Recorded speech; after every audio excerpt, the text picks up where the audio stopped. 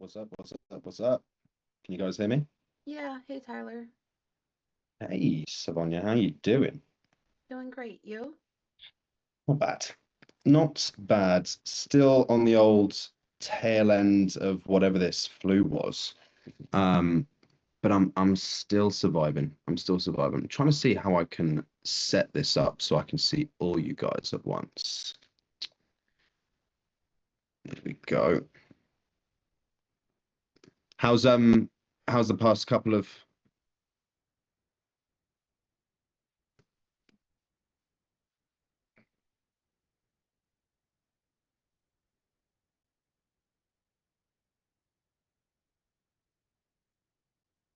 I left by accident. You're good. No I stress. was trying to like ping I had people. quite a few messages from people that they weren't going to be able to make it today, so it's probably going to be a pretty small one. I think I've got a couple of people that might be joining shortly, so I'll keep. Here we go. Speak of the devil. Lila's joining us. How's how's the first few days on, well, the first couple of weeks on this offer that you were talking to me about being going, Savonya? Yeah, so it's been going pretty good. I'm getting in my closes, you know, and I feel confident about the offer. I just need to like do a better job in certain areas of the call. Okay. What's up, Lila? Don't want to ignore you in the background. I know you're pretty much set, so I'll focus on Savonya for the meantime. How you doing though, Lila? You good? I'm good. How are you? I'm doing well. I'm doing well. Still recovering. It's going to be a smaller call today. I had quite a few people message they weren't going to be able to make it, but the smaller the better because you guys can get more of my attention. So I like it. Here we go. Maggie's joining too. Hey, what's up, Amat? Do I pronounce your name Amat? My bad if I'm completely butchering that. Welcome to the group. What's up, Maggie? Hey How's it? Tyler, how are you? All the better for seeing you, my dear. All the better for seeing you. I But had to show up. had to show up and show your support. I love it. Well, we were just talking. I was just talking to Savonya. So she started on a B2B offer recently. And she mentioned there's just a few areas of the call that she feels like she's maybe not kind of digging as deep as she possibly could do. Before I steal the limelight today, guys, because I've got something prepared that I feel is going to be interesting for you, which is essentially how we can focus on creating more urgency. You know, I know a lot of reps they default, and it's not their fault. You know, what you don't know, what you don't know, but it's very easy for us to default to an external pressure based approach, you know, where we feel like we're kind of pressuring the prospect into making a decision. I want to talk about how we can create urgency by building tension, though. Because when we build tension, it's when the prospect pulls themselves into that buying pocket instead of feeling like they've got us backing them into a corner. But before I dive into that and completely steal the limelight, Savonya, what parts of the calls, just based on the few that you've taken, do you feel are the ones at the top of your to-do list that might need a little bit of work? So definitely urgency and this offer, they want us to do more of a consultative approach. Mhm. So, like, I'm really not digging too deep into pain, which does help to create like a gap or a urgency. Also, the people that I'm speaking with, they're shopping around, so I need to help with urgency, and I would say positioning as well. So that way, when it comes to handling objections, I actually have more leverage, and it's not just me, scheduling a follow up. I gotcha. I gotcha. With B2B, because it is a B2B offer, right? We were talking about this. You're obviously not going to go really anywhere near as deep onto probing on the personal, emotional impact. Yeah. I don't call it like when we're talking B2B, this is the difference between pains and problems, guys. It's just like it's the best way for me to visualize it, so it might help you guys out. A pain is it is something that someone's going to genuinely admit it is like causing them some kind of emotional, mental, physical, spiritual pain, aka being 45 pounds overweight. That's not a problem anymore. That's a pain. You know, I'm sure that's fair to admit. But like if you're running a seven-figure business, you know, you're doing 1.2, but it could be 1.4, you got healthy profit margins. That's not a pain, it's a problem. So you can't go too deep on like the personal emotional impact of what is this impact having on you that your business isn't at the level that it could be. what I find best is to just dig deeper onto probing on the impact on the business itself. Detach who you're speaking to from the problem, direct the conversation towards the business. Because that's the most unbiased conversation you can have, and that they could speak on, because it isn't about them. And you're also not giving them an easy out to say, this isn't about me, this is about my business. Just cut to the chase and tell me what it is that you do. That's what I've run into a lot when I've tried to use a B2B framework, a B2C framework, sorry, with a B2B prospect. But we can cover all of that later down the line. Now, who's already selling? I know Savonia is. Lila and Maggie, you are kind of. Amat and John, welcome to the squad, John. Are you guys actively selling? And if you are, just type it in the chat so I can try and keep some examples relevant to like our industry. But if you're not selling, just type what it is that you'd like to start selling, and I can also do that too. I can also add to that. So they came from me, so they're in the same situation as me, where like they're selling their own services. Oh, sweet. Okay. Yeah. It's copywriting, right? Yeah, like marketing, copywriting. It just kind of depends. You can think marketing. It's more general. Okay, cool. Well, I'll try and keep it as relevant to you guys as well. Who has either done a role play, if you haven't taken any sales calls yourselves, or been on a sales call and not selling, would love to do B2B marketing? Cool. On the same page, John. Happy days, mate. So who on role plays, if we've done role plays, who's ran into trouble trying to create kind of urgency on a sales call? Everybody? Beautiful. It's easy for us to try and pressure somebody into saying yes. And from personal experience, guys, if you have little to no idea who the fuck I am, and I'm directing this towards Amat and John mainly, I'm a high school dropout that fell into sales and ended up finding remote sales. And now I travel the world and do cool rich people shit every now and then. I'm like the stereotypical high ticket sales success story, if you will. I've been doing it for longer than you guys have, though. So I've been in it for 4 years. And the way I used to close in the past was very retail-y. It was very pressuring. It would work occasionally, but even when it did work and I'd close a deal by pressuring and backing somebody into a corner, they'd either ghost after putting down like a down payment or something, right? Or just charge back their credit card the following day because they backed out, because I didn't get them bought into the same vision that I was trying to create as their status quo. So today, I just want to get you guys to start to see how we can create this urgency and get people to understand that they can't just keep thinking about this without you feeling like you're selling somebody or pressuring somebody and forcing them into the decision. Does that sound good, guys? Yeah, because Beautiful. sometimes in B2B, like even for my own business, it feels like the conversation hits like a brick wall. Okay. And like towards the end, really, when like you're talking about next steps, and I just feel like I need a better way of handling, fear, or when people ask, like, why should we go with you over someone else? Okay, gotcha. That's going to get into objection handling, though. So I don't want to take myself on a tangent with that, because I think Maggie and Lila know me better by now. If I go down a rabbit hole, there ain't no getting me out of it. So what we'll probably do is I'm actually planning on next week being fully objection handling. Like, I'm literally just going to open up the stage and let you guys pepper me with a ton of different objections, and we can handle at that stage. But if we focus on like the discovery, Maggie and Lila know this better than most. I feel like a lot of these objections can be solved in discovery. I really believe they can, especially B2B, you know? So if we focus on getting the prospect to step into that space and focus on asking questions that allow them to come up with the ideas that changes what's actually important in the first place, maybe we can see some of those objections start to melt away on the back end, you know?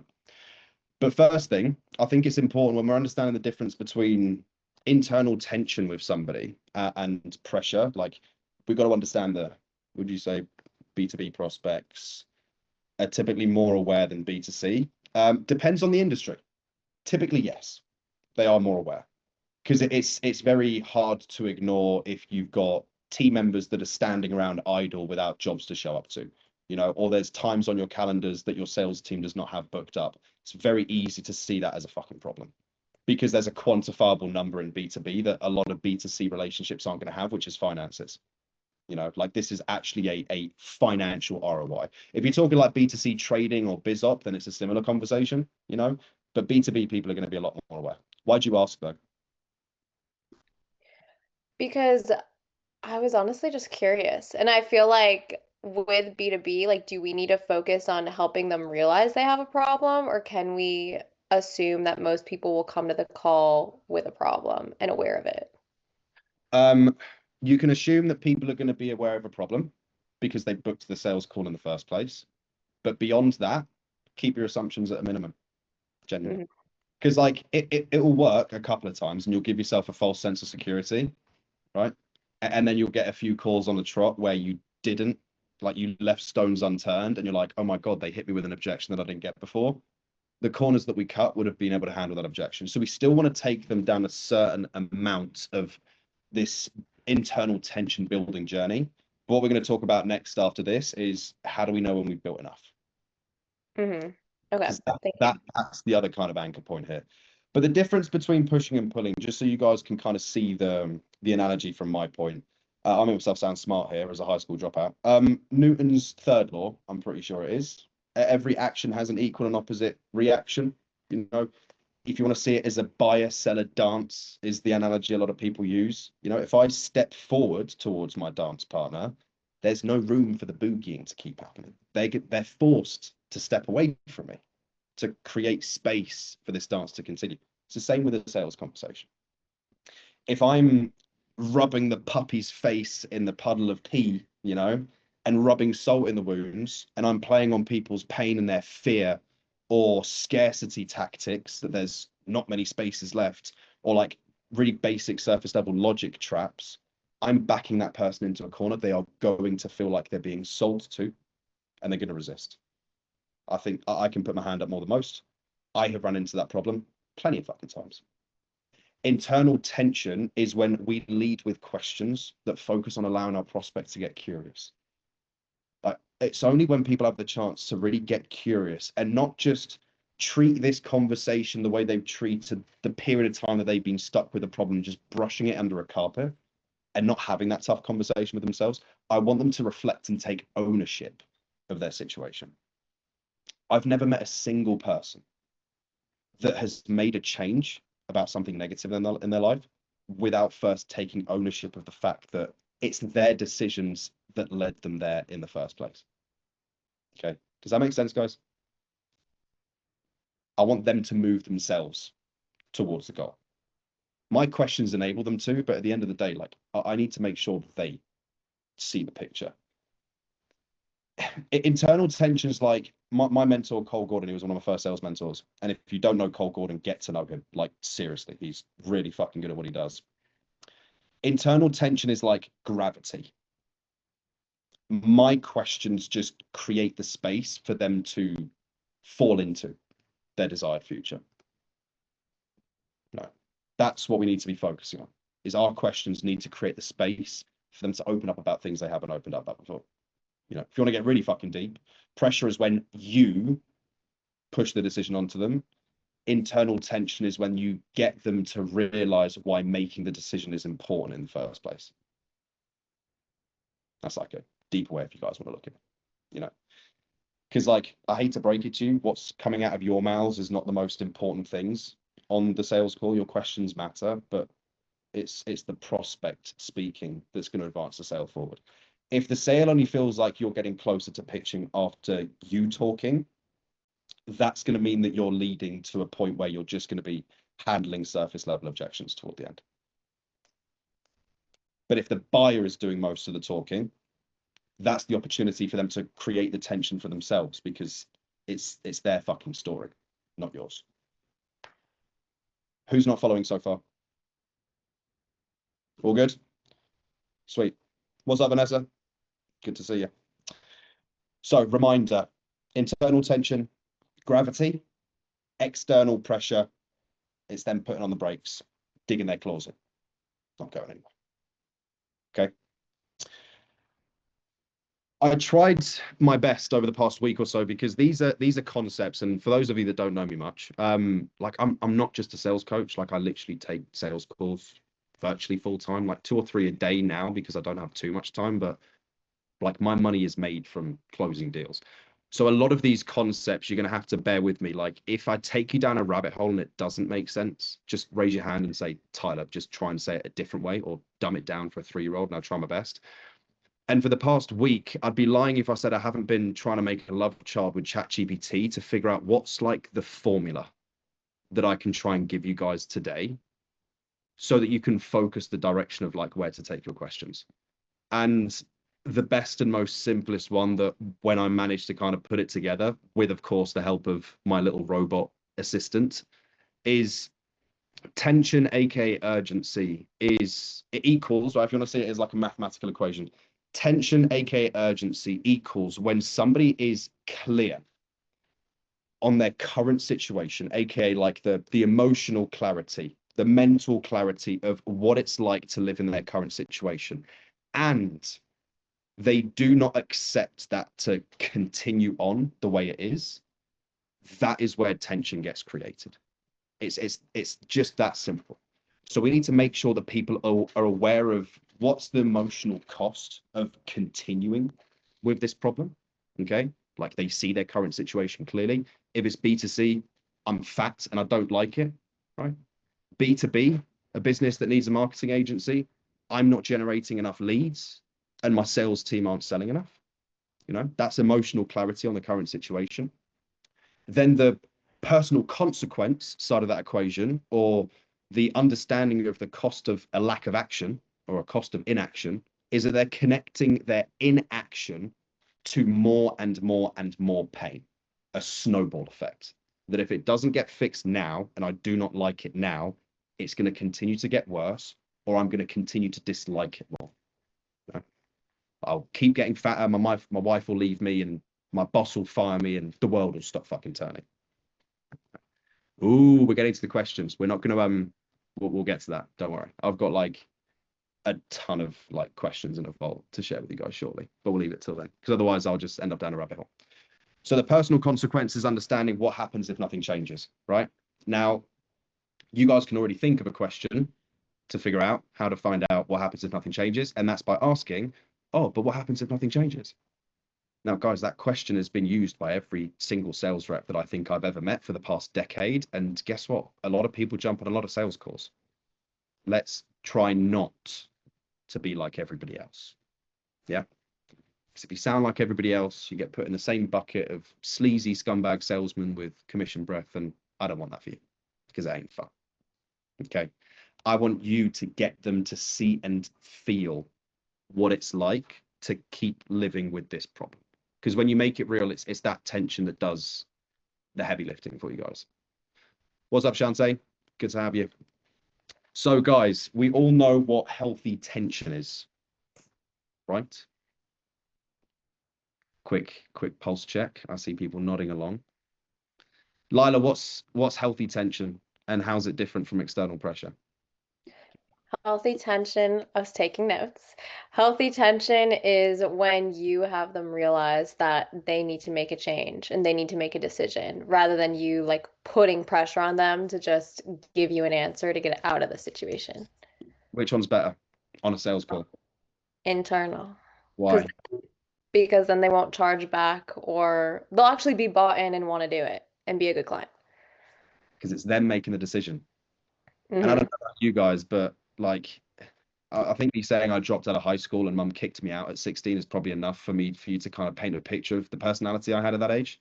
I knew everything, you know, so I'm that kind of guy. So I'm like on the other side of the spectrum to most people. But it's like you try and pressure me into making a decision, I'll just tell you to go fuck yourself. Even if it is in my best interest and you have the best intentions for me, I'm the most stubborn person in the world. And unless I get to see why it's important, I'm not going to make the decision. But when I do, I piff, you know, but it's getting me there. So it's all about how can I get the person to do what is right for them. So the question is now that we know the equation, what it is we got to focus on, which is focusing on why the problem is important to get fixed and what happens if it doesn't get fixed to build the tension. How do we know when we've built enough of it? And this is going to be huge for you B2B guys. This is, I mean, it can be a bit of a bitch, to be honest, because as I said earlier, like what's coming out of our mouths isn't important. So we can't measure the tension that's in the air that we're creating on a sales calls by what we are saying. Okay, hate to burst your bubble, but we're not that important on a sales call. It's all about our prospects. You know, it's focusing on how they're behaving on a sales call, the things that they're saying, how they're elaborating now 10 minutes into the conversation compared to what they were at the start of the conversation. And B2B, get ready to have your asses fucking handed to you on your first dozen sales calls at the very start, because you're going to have a ton of people trying to railroad the conversation and take the frame from you. You can't let that happen. So you've got to stay cool, and you've got to focus on mirroring the person's energy, but also focusing on the changes that you're seeing in their tonality, their behaviors, the things that they're saying, how they're expanding. And I review a ton of sales calls on a weekly basis, and there's always a few things I revert back to when I'm trying to gauge whether somebody pitched too soon, or whether they're dragging their feet and they should move on. And in fact, now they're doing too much unselling, and somebody that was already bought in is now getting put off. You know, because you can either underboil the water, right, and the potatoes then getting soft, or you can completely fucking mush them and by boiling it too much. You know, we've got to have that recipe. Now, there's a few different factors I look at. But before I steal the limelight, because I want this to be as much as a coaching call as possible, but I don't want to do all the work for you. You know, so based on role plays, based on any calls that you guys have been on, what are some of the tells, you know, some of the poker tells? What are some of the tells? What are some of the changes in dynamics? What are some of the changes in tonality that we see from the prospect that gives us an idea that we're on the right track, and that we're getting more truthful answers and more and I wasn't always going to say the word, I'll leave it there, that we're getting kind of more truthful answers from the prospect? What are some of the tells that we can notice on the other side of the screen or on the other side of the phone? I would say on my calls, it's when they say when they tilt their head and they're like, oh, I haven't thought of that before. Like that's always a good one. Or when they when they lean in, Oh, yes. but also when they start to mirror you. That's a very good point. That's a very good point. Oh, I mean, all three of those points are fantastic. When they lean at body language, guys, that's why I love Zoom calls. And it's why I'm a big fan of having a framework with your sales calls. If you're starting off, it's okay to use a script, but just make sure that that script becomes more of like a checklist or like bullet points, and it comes shorter, and then becomes more of a framework, and then you just have a flow. Because when you have that, it doesn't matter what the prospect says, because you know what direction you're taking the sales call in. And also, I'm staring at every single one of you. I'm seeing how you're nodding. I'm seeing if you're kind of dozing off, you know, at least those of you that have got your cameras on.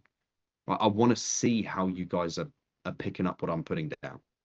You know, so body language is a huge one. When you see someone like starting off a call and they're kind of acting like king of the world, leaning back, and then by the end, you've got them leaning forward, listening to every word you say, you've done a good fucking job on that call. I love to see that. You know, I think I used to make Lila laugh with a lot, because we used to be on a fitness offer together. I'd make people cry a lot, you know, because a lot it sounds horrendous, but I'm not talking doing it out of malice. It was honestly with all the love from the bottom of my heart. But it was middle-aged women, you know, that were really struggling, bad marriages, bad relationships, you know. It was probably everything aside from their fucking fitness I was talking about, you know. It was like, yeah, it had to be done. These are tears that they hadn't cried. These are conversations they hadn't had. And I knew that if I'd got you crying, I'm making it real for you, because this has just all been bubbling up under the surface. I'm just releasing that pressure, and it's like, it's hysteria. You know, when people say they're hysterical, it doesn't always need to be sadness. It can be tears of just uncontrollable, just unknown happiness that you've been repressing. So reflection, guys.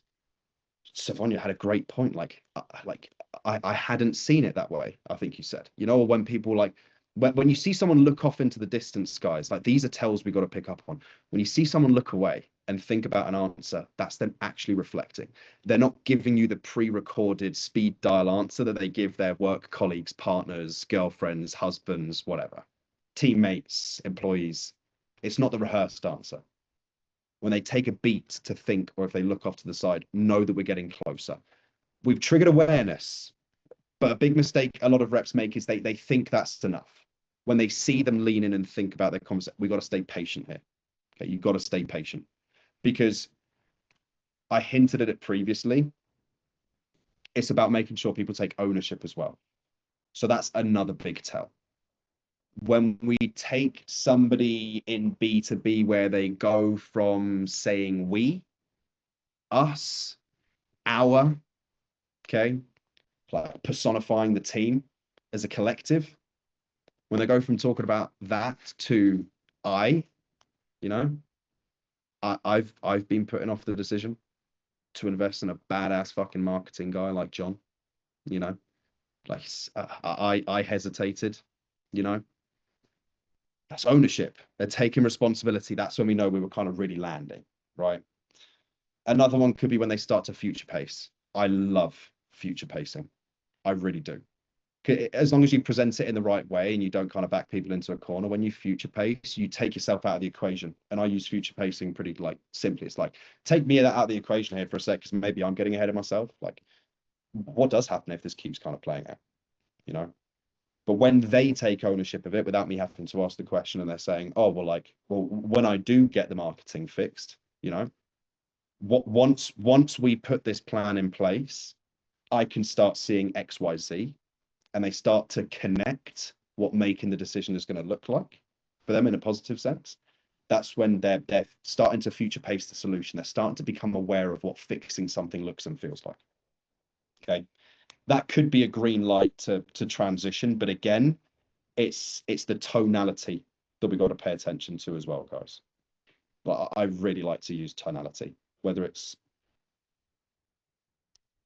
slowing down with silences like that to build a bit of tension before I say something, whether it's stuttering to make it seem like I'm not rehearsing the same question that I've asked 1,000 times before to make it more natural.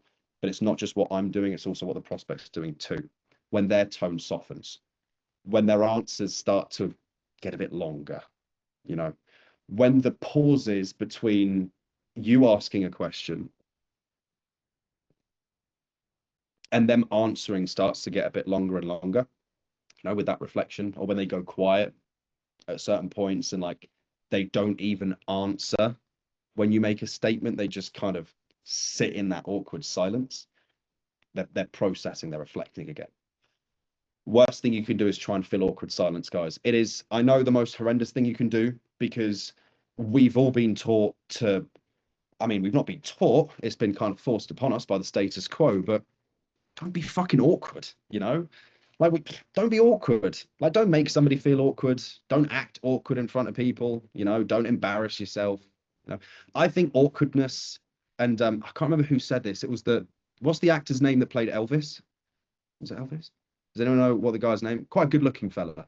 Anyway, we'll get to that. The recent actor. But he made a statement on an interview, and he's like, I think embarrassment and awkwardness are Jacob Elordi? I don't know. No, I think Jacob Elordi is another extremely handsome dude. Look at Lila just naming off her crushes. Anyway, he made a statement. He said, like, embarrassment and awkwardness are underexplored emotions and feelings, and that really stuck with me, because the only way that you get comfortable in open spaces with a lot of people is if you do more of it and you get embarrassed. Austin Butler, that sounds a lot better. I think it might be Austin Butler. There we go. Austin Butler, great looking fella, great voice as well. I reckon if you like read bedtime stories, he'd make even more money. Sweet. And I think when there's awkward moments of silence on sales calls, I've seen every single beginner rep, including me. Okay, I raise my hand higher than most because I've probably made the mistake a lot more than you guys have. Is like rushing to fill that silence. I used to hate feeling like I was inducing some kind of awkwardness, you know, like just rush to fill the silence and try and get a word in to take the pressure off somebody else. In a sales conversation situation, guys, it's the worst thing you can do. Like, it is a catch-22 morally, being a sales rep, because what you're doing isn't necessarily nice in the short term. Okay. But look at it this way, even if you're religious, you know, you ask God for strength. He doesn't just give you strength. He gives you circumstances that enable you to become strong. We're not playing God, okay? So I realize that I'm probably trying to make a fucking comparison between me and guys. Not what I'm doing, guys. But when people are asking for change, they think it's one thing, but most of the time it's another. And this short-term sacrifice on their behalf of sacrificing their comfort zone is what enables them to step into that goal they're looking for. You know, so if there's awkward silence, if people are going to start crying, you know, don't try and crack a joke and get them out of that. Sit in it, hand them the tissue and say there's plenty more where that fucking came from. You know, if you need it, it's here. I did this with is Nuna here? No, Nuna's not here. We came up with this. Nuna's another student of mine, and I mean, close friend now. She's awesome. She's badass. It's like this traffic light situation, just for you to kind of know when we pitch and when might be too early to pitch. A red light is when somebody is being short with you. Okay, they're guarded at the start of the sales call. They're giving you, especially in B2B, guys, you're going to see this. They're giving you very logical answers. You know, you ask them a question, like, oh, so what's like at the top of your to-do list? You know, we want to make more fucking money. Duh. You know, that's a red light. You don't drive through that. You know, don't be a dick. Right. The kind of yellow light when we're getting ready, you know, to start setting off is when we notice them being a bit more reflective, when they start to give you more thoughtful answers. You know, Savon, you said they're looking off to the side, they're pausing, you know, you can tell they're actually reflecting. They might even be showing some sense of ownership of a situation. You know, still not a green light though. I want you to see it as like you very much have your foot on them, but we don't want to let off that pressure just yet. There's still a bit more kind of squeezing we've got to do. The green light is when we've verbally acknowledged and they've taken ownership of what the consequences look like by future pacing what happens if nothing changes. There's dozens of ways we can get there, which we'll get to shortly with a ton of questions, because we'll get to a question library very shortly. But it's about making sure that they have taken ownership of what the consequences actually are. Until that's happened, we do not have the green light to pitch. Do not try and rush your way through a yellow light, okay? I've got plenty of tickets getting caught by cameras by thinking I could beat the red light. Don't be a dick. Just be patient, because the more patient you are, without overdoing it, of course, that tension is what gives you the green light. Does that make sense, guys? Give me some nods, give me some thumbs up. Who is still even just the slightest fucking tiny bit unclear about anything I've spoken about today that they'd like to ask me some questions on before we get into some quick fire, opening up some vault of questions on how we build tension in different circumstances? Or is everybody pretty good? Damn, I'm fucking good at what I do then. Hey guys, I'm just messing.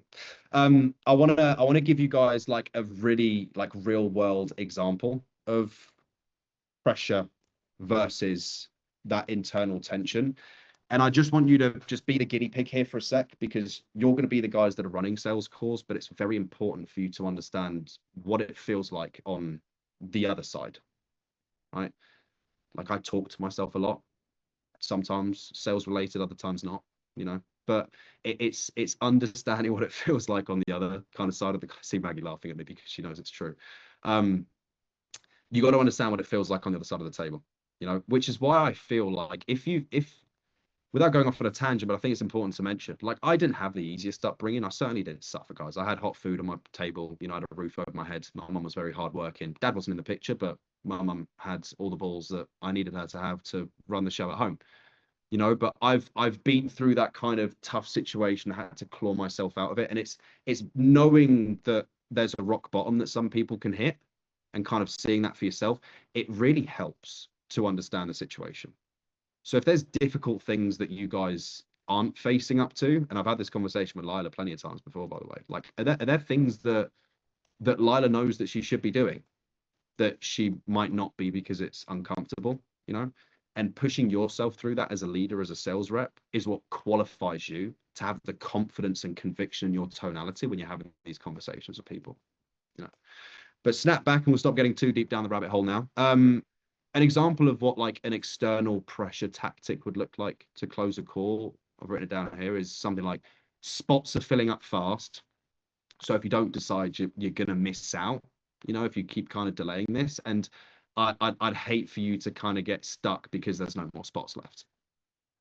You know, that just sucks, because it's it's something that's got nothing to do with me. And it's an external pressure tactic using scarcity that is just going to trigger some kind of defense mechanism.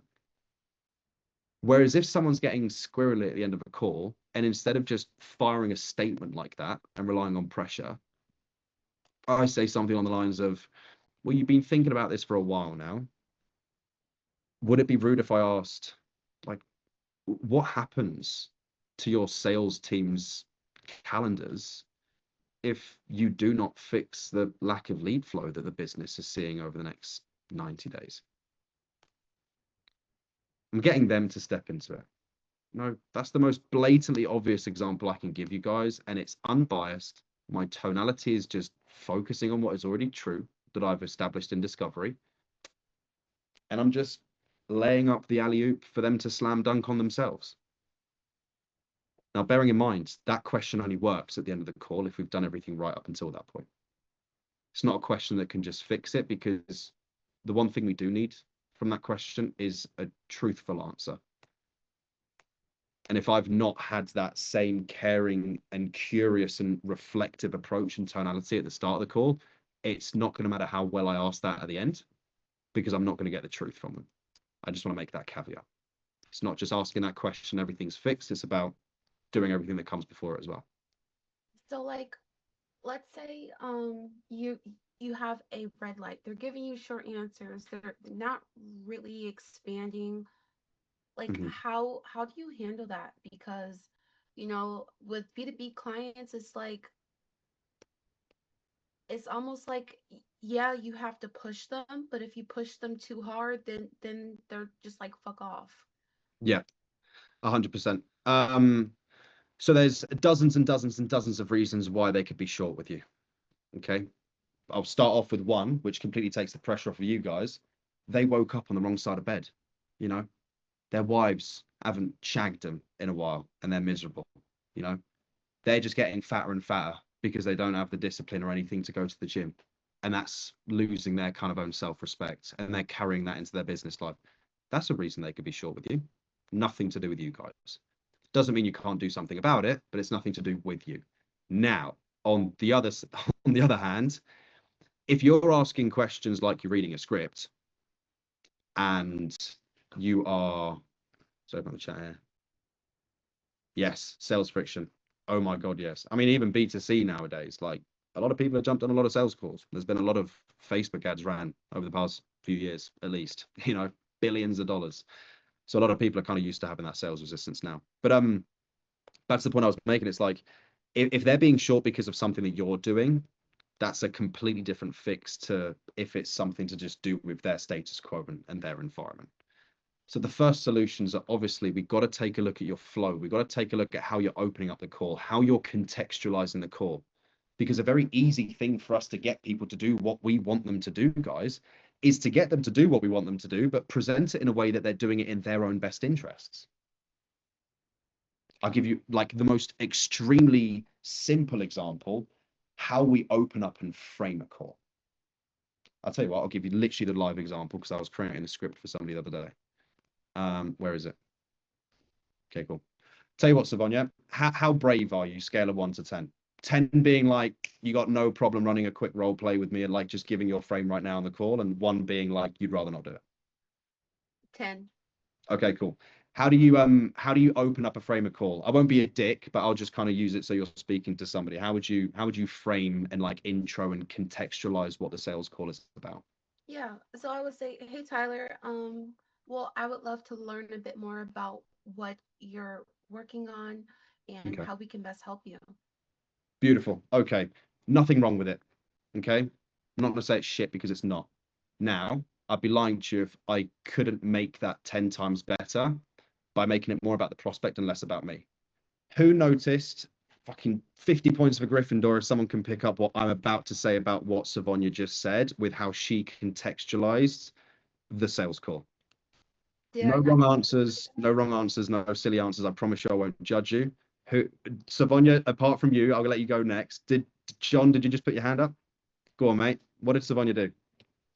I honestly don't have sales experience, so I don't know like what she's supposed to do or not. But one thing that stuck out to me is it seemed like she came in investigative like and didn't really know what she wanted to talk about, and it was more like, you tell me what's wrong and then we can cater the conversation to that. Very valid point, mate. Very valid point. And I'll say, don't use your lack of sales experience as a weakness. And I say this to everybody that comes to me as a newbie, as a greenie. Because the less salesy you are, the better of a salesperson you are. And that sounds backwards, you know, but it's kind of the curve. Like, I see beginners earning a ton of money, and then they invest a couple grand into mentorship with a few different people, and they think like more is better. They make less money. And then when they get even better and they understand that it's all about detachment, they start making more money again. You know, so definitely lean into the newbie, lean into the green, because you get more curious and there's less assumptions. Very valid point from John. Go on, Savonya, what were you going to say? I'll open it up now because no one else has got their hands up. So I was saying, did I, so for my offer, it's a database that helps people raise capital. So Okay. one thing that I've noticed, like I have a few different openers, but sometimes I ask, like I start off the call with their goals. And I was wondering if my opening that time wasn't specific enough to why they're there. Mm-hmm. Yeah, Or did I have to build some rapport? Because I try not to build too much rapport at the top of the call and rather like sprinkle it in throughout. 100%. Rapport is always best built when it comes naturally. Funny story about the first time I landed in California. I was 20, 22, 23, something like that.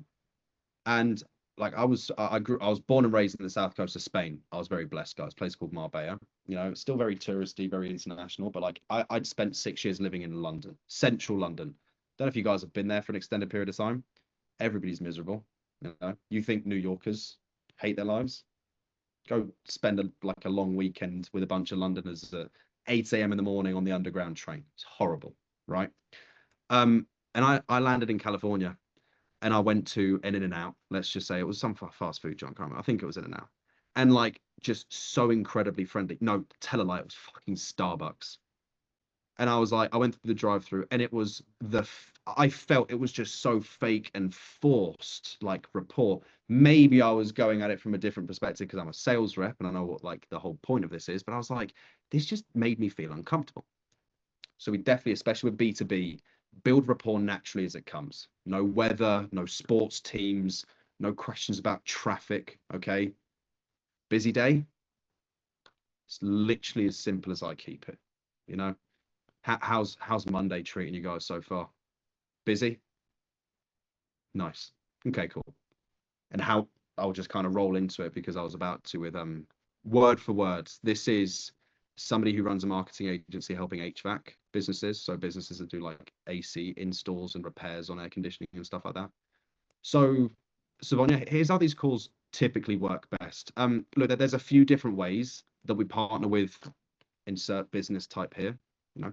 So it's probably better for you guys if you help me understand where you're currently at, and then if there's a clear and obvious way for us to improve what you've already got going on, I can then break down a couple of different ways that would actually make sense for you guys, so I'm not wasting your time.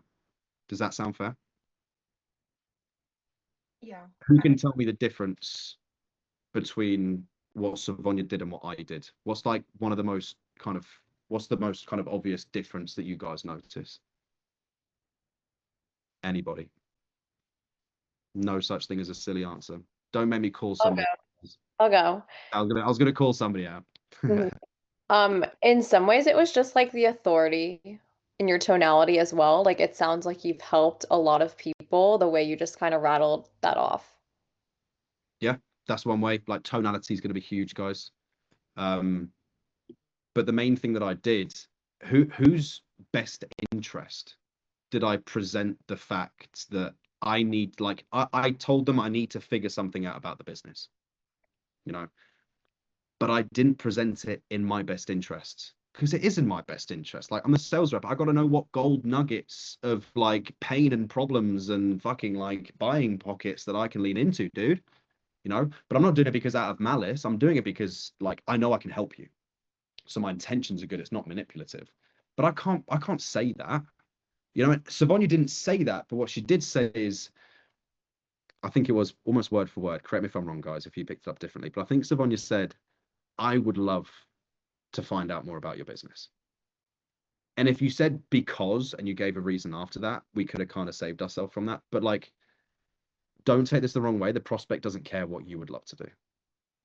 Got it. You know, it like we're just not that important. We're not that cool. Like, it, shine the light on your prospects. It is all about them. And if we focus on the very beginning of the call being about lowering sales resistance, you know, so like how these calls typically work best, because like there's a different ways that we can help you, like different businesses raise capital. You know, I'm like I've never worked on a raising capital offer, but I'm pretty sure that's a line that would slide. You know, can you say your frame again? Of course I can. So look, here's how these calls typically work. You know, just to make sure that we're doing things for in your guys' best interest, because transparently, like there's a few different ways that we can help businesses generate more leads. There are quite a few different ways, and I'm sure you can appreciate this more than most, that different businesses are going to require different ways of raising capital, you know. And like I'm labeling you, like I'm sure you can appreciate. Like I'm looking at John, kind of nodding away there slightly. It's like, John, you seem like the guy that's going to appreciate this. Don't be afraid to do this kind of stuff, guys. Stroke people's ego. Like, you really seem like the kind of guy who knows what he wants. You know, what is that? Like, yeah, I'm the fucking guy who knows what it wants. I'm going to tell you what I want. Whereas before the call, he might have been guarded to tell you what he wanted, you know, because you might use that against him. But anyway, back to my point. Like, Lila, I'm sure you can appreciate this more than most. Like, there's a few different ways that we can generate leads for different businesses. And the way I generate leads for you might not be the same way I generate leads for a business doing 10 mil a year. So if you can help me just briefly, just help me understand exactly where you're currently at. And if there is a clear and obvious way for us to improve upon what you're already doing, then I'll break down those specific options for you so I'm not wasting your time with everything else. Does that sound fair? And then just wait to get the buy-in. Like I always say, does that sound like a plan? Does that sound fair? You know, would that be a bad idea? Depending on how standoffish somebody is. If somebody's like really standoffish with me, like I said, like, would that be a bad idea? And like your tonality's got to be right on that. Like, would that be a bad idea? Like, you don't want to perform, and it's like, would that be a bad idea? You know, kind of like, oh, I'm kind of sorry to say it, kind of thing. How's that for a frame, guys? Does that make sense? Yeah, that's really helpful. Thank you. That's the first one. But again, to answer your question, because I don't want to kind of leave the question half answered for you. We got like 10 minutes. If no one's got to like run, I can stick around for a couple more minutes. It's no rush. But because I want to give you guys at least like 10 or 12 questions that you can build tension with in a sec.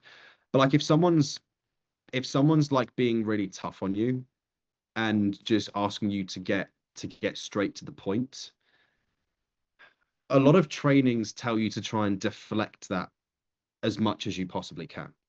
In B2C, it can work because you're speaking to like less aware people, and they might put on a show of being like a hard sell, but they're probably just doing it for their own ego, you know. And when you kind of bite back at them once, they fall back into place. But with B2B, when you're talking to people that are actual CEOs, you're talking to people that are actual business owners, and like they're not just putting on a show, but like they are that guy or they are that girl, you know, like you do have to dance with them a little bit.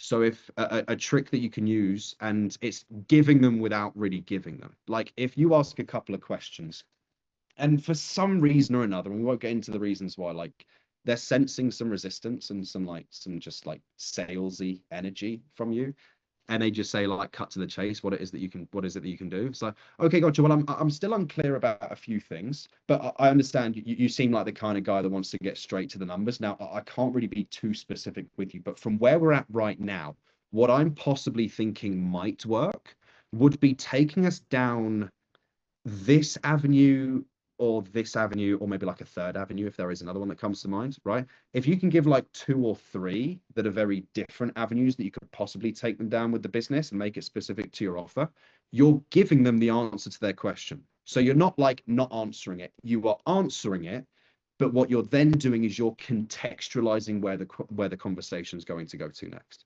you know?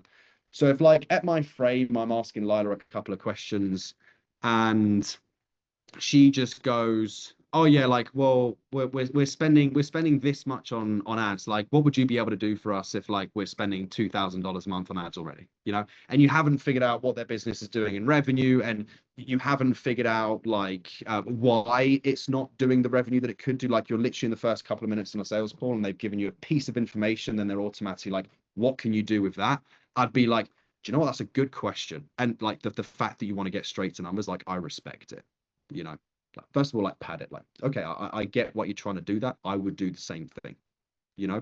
Now, what's probably going to depend though is on a few different things, because like I also don't want to flood you with too many leads. You know, and I don't want to get you too few where you can't grow. But I also want to do it in a way that works alongside your guys' sales process, right? Because no two leads are the same.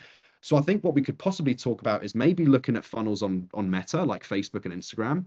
But it might not be a bad idea to have a brief conversation about what ranking organically on Google could do for you guys, you know, just so you're not having to worry about throwing money on ads. Like, maybe we can do something organically with some search terms.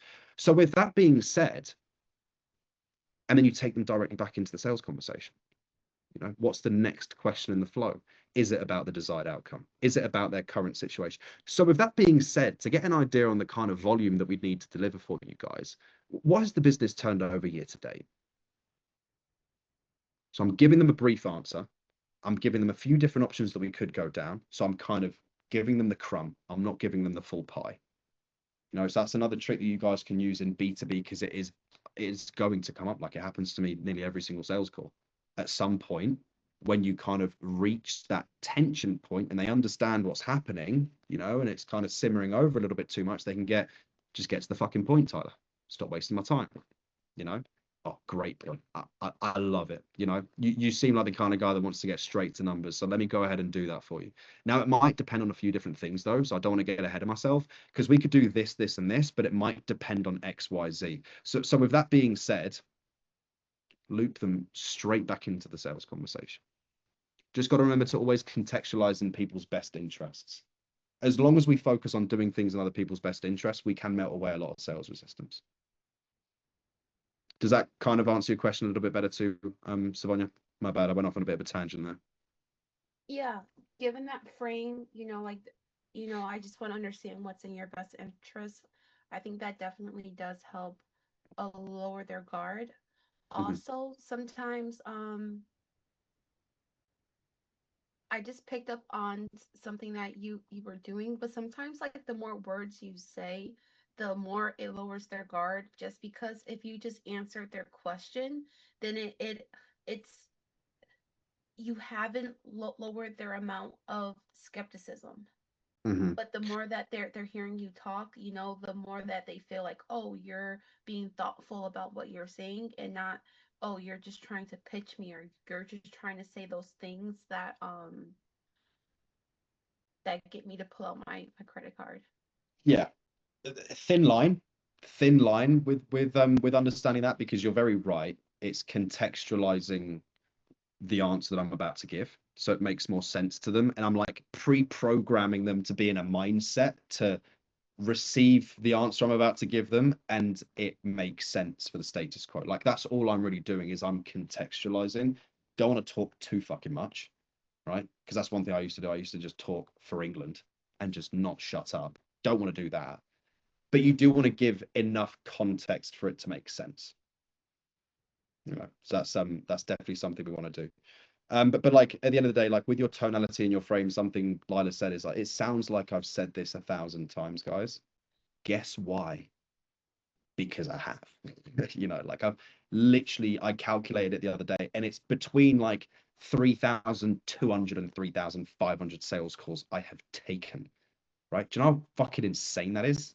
You know, that's like, it's at least 3 sales calls a day, Monday to Friday. And I know for a fact I was working 6 days a week, taking at least 5 calls a day for like a year and a half. You know, it's 10,000 hours, you know, a way to go. But it's about putting in the time, and like, the reason it sounds like that and I come across with that frame is because that's the case. Now, the trick for you guys is you don't need to do 3,000 sales calls. You don't. You just need to understand why we're saying something like that way, and just copy it. Just copy it, because you guys understand why we say things a certain way. So you understand why. It's just about the execution. You know? And the best way to do it is, as I said earlier, like put yourself in the prospect's shoes. How would you receive it if somebody else said to you? Which is why role plays are so important. Like I've got some modules inside school and stuff, and like guys, go through it. It's good shit, you know. Pat myself on the back, you know. It's good stuff, but there's only so much you can get from watching a video.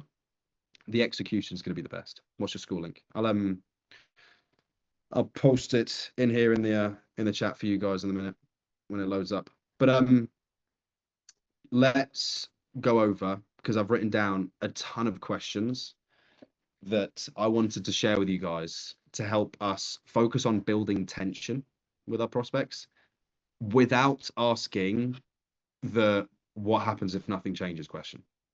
As like a little challenge I'll set for myself. How many different questions can we ask at different stages of the sales call to build that healthy tension without relying on the good old reliable what happens if nothing changes? You know, because people are gonna have heard that question quite a lot. You know, if we start off simple, how does this problem actually show up day to day? Just getting them to reflect and expand. You know, what's the worst part about it for you personally? You know, or if it's about the business and they're talking about a responsibility or a daily task that is kind of having friction, you know, like, well, the sales team, you know, they don't have enough calls on their calendar from the leads we're generating. I guess what's the most stressful part for the sales team from that? You know, don't make it about them personally. Just talk about what's the worst thing about that? What's the most annoying thing about that? What's the most stressful? What's the most impactful thing about that? Get them to expand, reflect. One that I used to use all the time, and this works a lot with B2B, but can also work very well if you're speaking to just somebody who's real on a B2B call. What actually goes through your mind whenever this happens? People talk about the decisions, but not the thought process behind decisions. And I spoke about this on last week's call. It's like, we don't just want to focus on the decisions that these business owners have made, because there are still human beings. They do still have emotions. They do play a part in their decision-making process. So expanding not so much just on the decision, but why they made the decision is another way to create healthy tension. You know, because if they held off on choosing a marketing solution, you know, if they held off on hiring a John, you know, or hiring a Lila in the past, and it's led them to jumping on a sales call with you, and I ask you, damn, Maggie, like, I guess when you did have the chance to do something about this in the past, what went through your mind that made you want to hold off? And whatever fucking answer she gives me, I don't care if it supports her decision for holding off. Like, oh, well, like money was tight and like it just didn't seem like the right time, you know? Or she takes ownership for it and goes, yeah, like at the time I didn't think it was the right time, but now looking back, look where I am now, you know? Whatever answer she gives me, I'm just going to expand on that one more time. Is like, well, how did that really play out? You know, but I wouldn't have got there if I didn't get to understand what the thought process behind the decision was. Another way that we can create tension is by not just making it about the person you're speaking to, make it about the ones around them.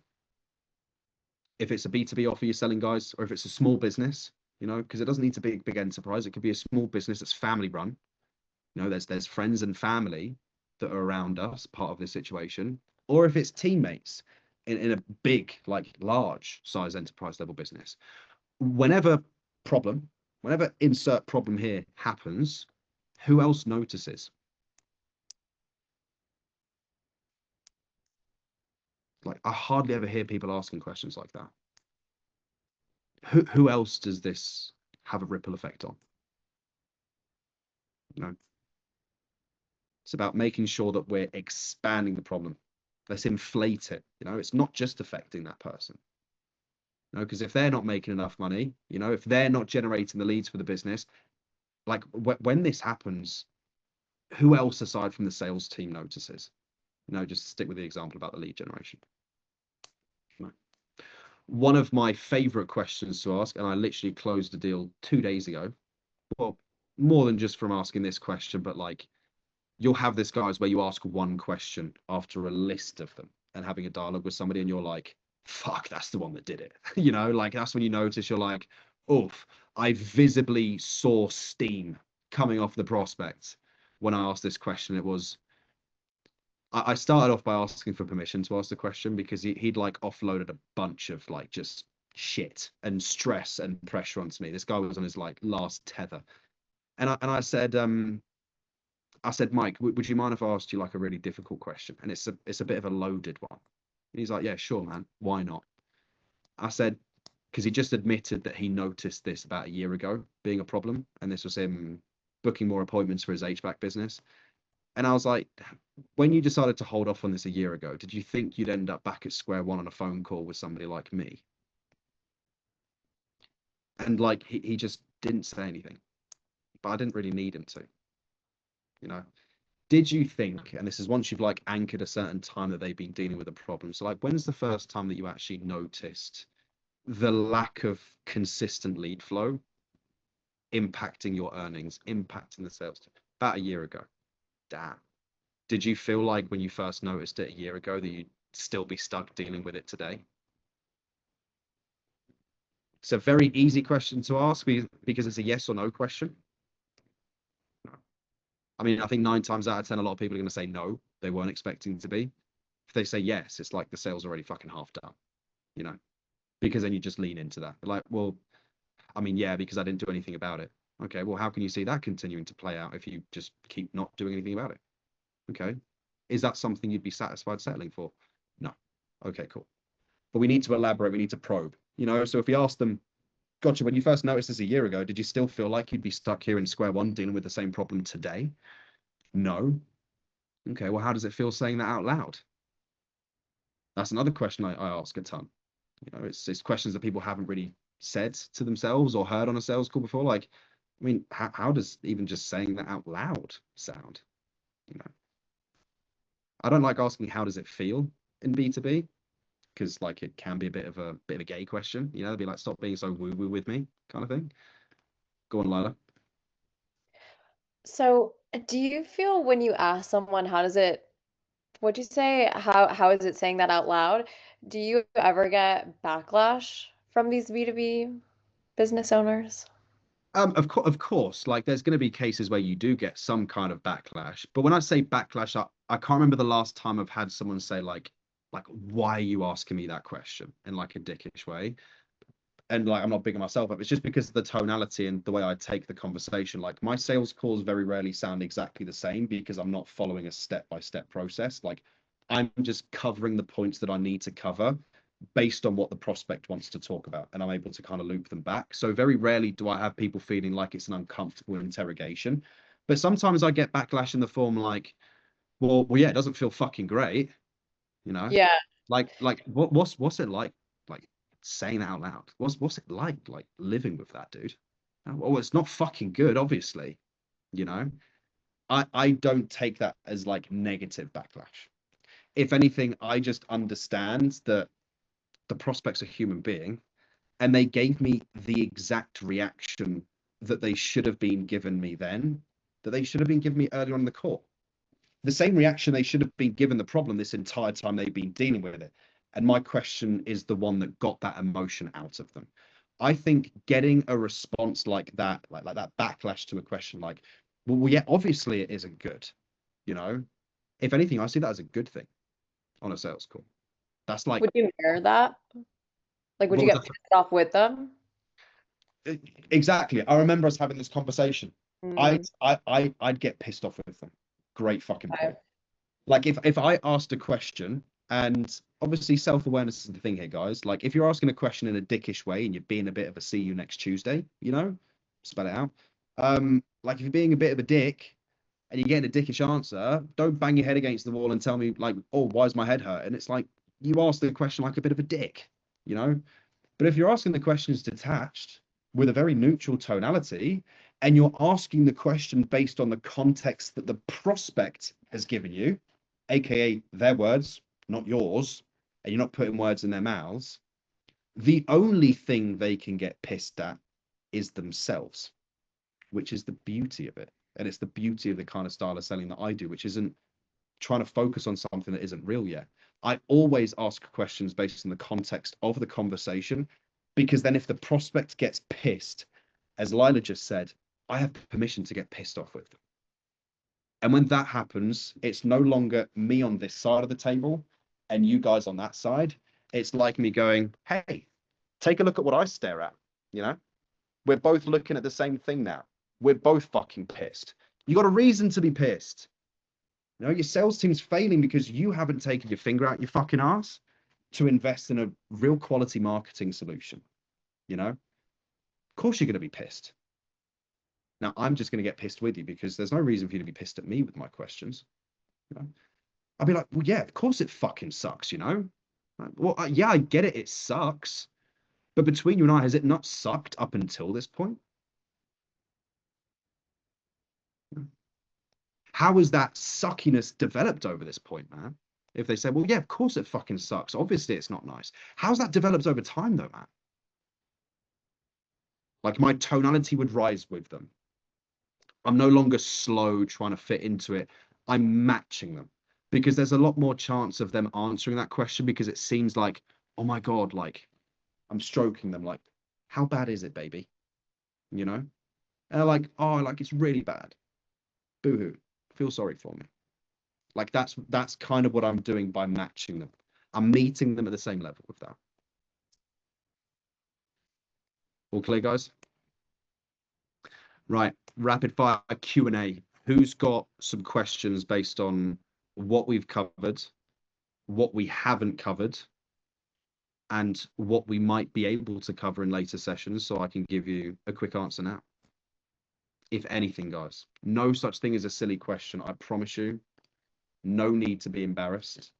I'm not going to laugh at you. The other guys might. I won't, though. I have a question. Fire away, dude. What's like the key difference between B2C and B2B? The key difference in B2C and B2B. I'm just posting this school link. What you'll notice is with B2B, it's more difficult. There's no doubt. B2B is going to be a more difficult sell than B2C. But it's a thin line. Like with B2B, you're going to have a lot more people that are problem aware. They're aware they have a problem, and they're aware that this problem is having an impact on them, you know? So you need to be focusing more on what a solution looks like, okay? So it's by creating tension, by creating a gap, not so much picking holes in their current problem and the impact it's having on them. You want to create tension by extending the gap between their current reality, once you have clarity on what that current reality looks like, and what it is they're trying to get to, and create clarity on what a solution looks like. Because what you'll get with a lot of B2B clients is, if I knew what the answer looked like, I wouldn't be here, John. And when you get answers like that, it's very tough to then come across as the expert again. Very tough. It's possible, but it's very tough, you know? So you want to be focused on asking questions that help them give you clarity on what their solution needs to look like. And it's about focusing on their current situation. Now, before I talk about B2C, what you got for me, Lila? It was in that same vein. So with B2B, it sounds like a lot of people are going to, and this is what I've experienced as well. It's like they're not in a bad state because I'm also not pitching people who have like a failing business, right? So you have to create the gap between like where they want to go and where they are now. So would you recommend starting with like what their challenge is, or would you recommend starting with where they want to go? With both B2C and B2B, I'm a fan of opening it up with outcome-based questions. So, okay, like desired outcome-based questions. Cool. But that doesn't necessarily mean, and like quick caveat, that doesn't necessarily mean the conversation always goes towards desired outcome. You know, like I noticed this tons on Verto, the fitness offer that we were on. It's like, okay, gotcha. So like like figuring out workouts and like the right meal plans aside, like what's like the real outcome that you're looking for out of this? And it's essentially a goals-based question, and like a little kind of ninja Jedi trick that helps you very quickly gauge where the prospect is at. It is listening to the answer that they give you to that question, because technically I'm asking you a desired outcome question. But what we noticed a lot when we were asking that question on the fitness offer, Lila, was people started immediately talking about the weight they wanted to lose, not the six-pack they wanted to have. Does that make sense, guys? They didn't start talking about the revenue they wanted to make, they started talking about the revenue they were missing out on. And that's the very thin line between desired outcome, I'm talking about the good things I want, compared to current pain or problem, I want to talk about the bad things I'm running away from. You know, so I open it up.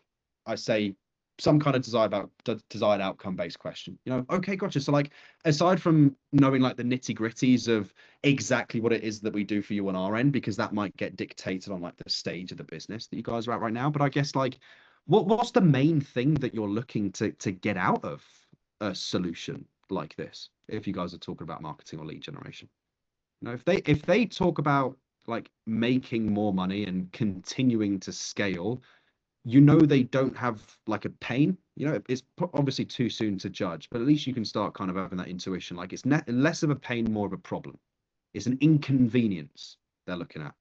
But whereas if they start to talk about like their bleeding cash flow, like dude, we're putting like we're not even breaking even on like first click purchases kind of thing. Like, my first month ROI isn't even breaking even. Like, it's taken me almost 6 months to make my money back on each person. Like, I need to stop bleeding all of this cash flow.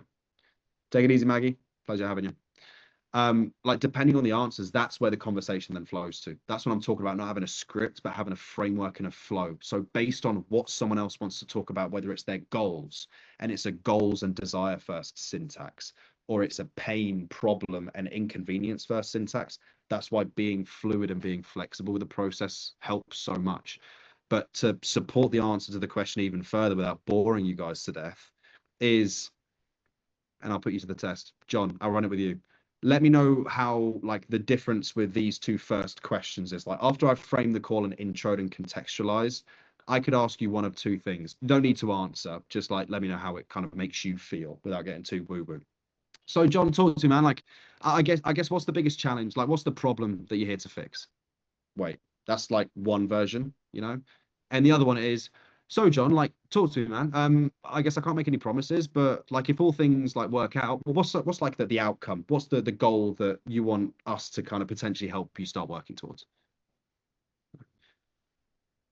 Sounds about For you, I like would say the the second. difference between the first one and the second one, what would you say, like just the way you received it based on who you are as a young man? Like, what's kind of the first knee jerk or like first impressions that you had from those two different questions and the way I asked them?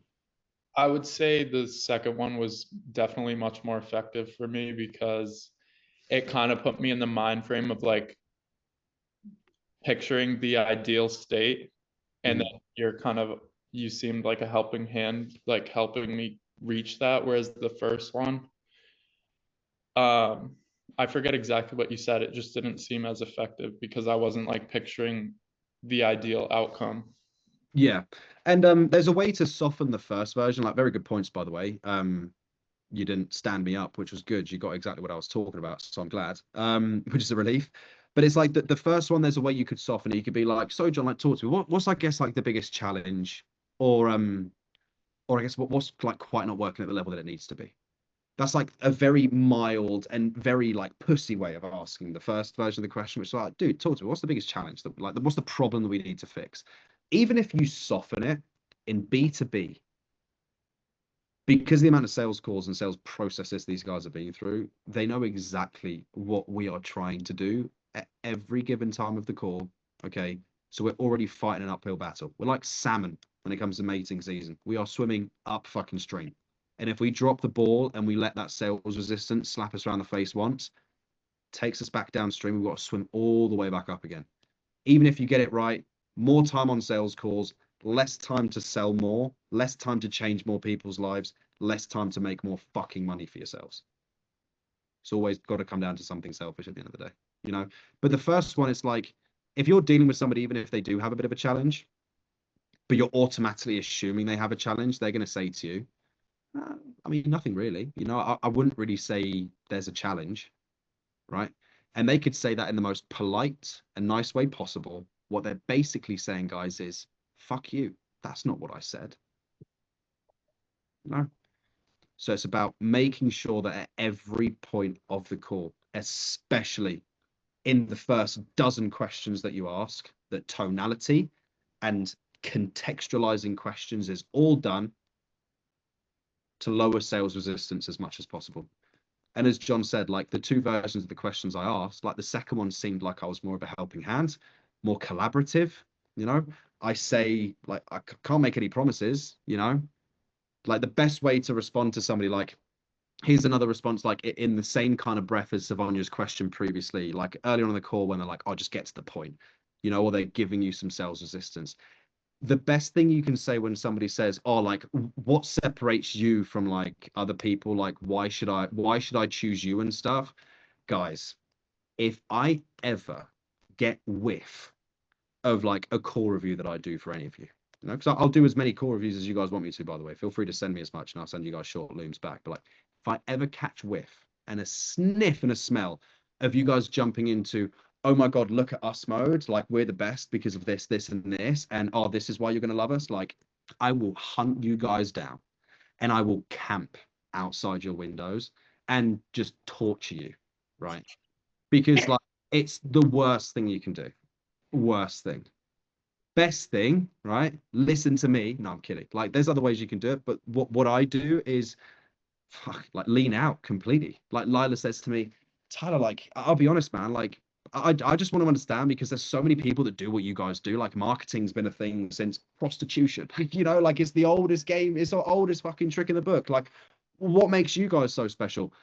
Do you know what? Like at the moment, nothing. But that's not necessarily a bad thing. Because transparently, Lila, like at the moment, I don't even know if I can help you. Because I don't.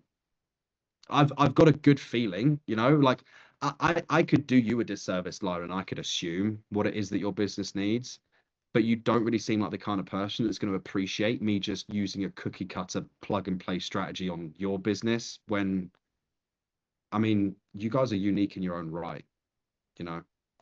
So I guess what's like probably going to make sense is if I just kind of have a tiny bit more clarity on exactly where you guys are at with the business, because you might not even need us yet. Does that sound like a better idea? Like again, I'm doing the complete opposite that they would expect me to do. It's a pattern interrupt. Pattern interrupts work really well, guys, and there's loads of different ways we can interrupt patterns. But the main thing is like break the fourth wall. Get out of the sales process because they're expecting you to perform, and I'm not a fucking dancing monkey. You know, I mean, everybody's got their price. $50 is $50. No, I'm kidding. But it's like, you don't want to be a dancing monkey at the end of the day. So if people come at you, lean away. This was super helpful, Tyler.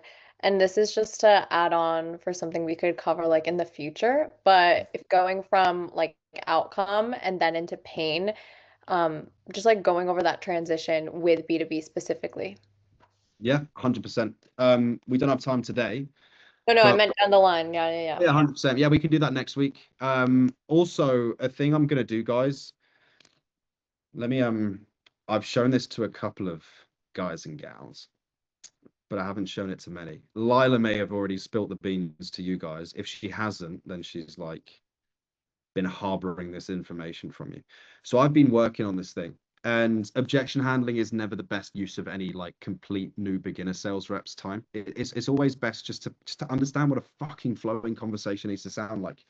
Break your perspectives from following a script to following a framework, following a flow, understanding what the psychology underneath that sales script is all about. Because once you understand what is supporting the script and why we're asking the questions, you don't need that script anymore, which is exactly what I want to get every single one of you guys to. But objection handling is also a badass skill, you know, it not just on sales calls, not just in sales, but in life in general. Like if you understand how to change people's perspective, guys, speaking from experience as a high school dropout with no academic qualifications, sales has opened up a lot of fucking doors for me outside of sales calls. And a lot of that comes down to objection handling. So what I've actually done, and in my opinion, it's the most comprehensive objection handling little resource that I've got here. So I don't know if Lila shared this with you guys. Can I have shared it with her? It all boils down to 9 different objections. And I'm going to post a link to this inside of school, seeing you guys are requesting access, whether it's think about it, whether it's partner or spouse. And that's both B2B and B2C. There's examples for both. Okay, there's like 3 or 4 word tracks per objection handling. Whether it's about financial objections, price objections, that people have a rule that they never decide on the call, whether they're lacking trust or credibility from you and they want to like see some reviews, whether it's that they've tried something like this similar themselves and failed in the past, whether they've had someone else try something similar and failed in the past, whether they seem like they're too busy, they're too stressed, they're too overwhelmed, they don't have the time to do it now. When they tell us they've got to do more research, I've got word tracks for every single one of these objections inside here, guys. It's on Notion. So if you download the Notion app on your phone, you can literally use it like an app. Like it's literally just like in your pocket. So I'll post a link to it inside CloserOS. Anybody who wants access, just click on the link that I posted in the chat. And if you have any requests over the next few days, or when you kind of check out the call recording for this, of just topics you want me to go over, just let me know. Genuinely, just post in the school community, post it in that forum place there, just on the dashboard so I can see it. And we could jam on some topics, because I want to get you guys everything it is that you need. But I also know that I'm cursed with the knowledge that I think you want. And I'm lacking the knowledge of what it is that you guys know you need. So to make these calls better for you guys, just let me know what it is that you feel like you have the most doubts or concerns with, and I'll just make sure I give you guys that undeniable clarity that makes it fucking unreasonable for you not to understand how to fix it. Does that sound good, guys? Beautiful. I'm going to give myself a shameless plug, because I'm fucking shameless. Like, there's no other reason for it. Anybody who isn't following me, and there's only a couple of you, and don't make me call you out. Yeah, I can see you reaching for that phone of yours, John. Good man. There we go, baby. So anybody who isn't following me, Matt, just feel free to drop me a follow. I'm posting virtually daily content on there, whether it's specific recordings from trainings like these, it's topics that I come up with. I'm just giving away as much of this shit for free, and the school community is completely free. These calls are free. The only thing I charge for, guys, is if we do one-on-ones. So if you want to keep getting value from this, I'm just trying to, there we go. Boom. Would you look at that? 2 new followers. Happy days. I appreciate you guys, genuinely. But look, anything that you want to, like, just leverage me. You know, like, this isn't my source of income. I make money closing for the foreseeable. Transparently, I want this next stage of my development as a salesperson to be a leader, because I'm not just impacting one prospect at that stage. And guys, I'm not brainwashed. I'm not delusional. Sales is all about the people that we're serving. It's not about us. It's not about the commissions. It's not about the cars. It's not about the trips. It's not about the beaches and the remote offices that you're working from in high ticket sales. It's all about your prospects. You know, so genuinely, if I can get it to the point where I'm helping you guys have better conversations, which means you can help other people step into more of their life-changing goals, that's just about as fucking happy as I think I could ever be. You know, that I could kind of get to that point where I'm making that impact. I mean, dude, I fucking dropped out of high school and I flopped out of a professional football career because I was too scared to step outside a comfort zone of my own. Like, if I can make this happen with your guys' help, then I'm as happy as a pig in shit, honestly, guys. So anybody you want to send these links to, anybody you want to share any of these videos with, or just any value, please feel free. But anything you need from me, guys, just reach out to me. Anything I can do for you before I go? Yes? No? Or are we all good? All good? Thumbs up. Guys, keep an eye out for the recording. And if you need me, you know where to find me. Take it easy. Thank Love you, Tyler. This was good. My pleasure, brother. See you soon.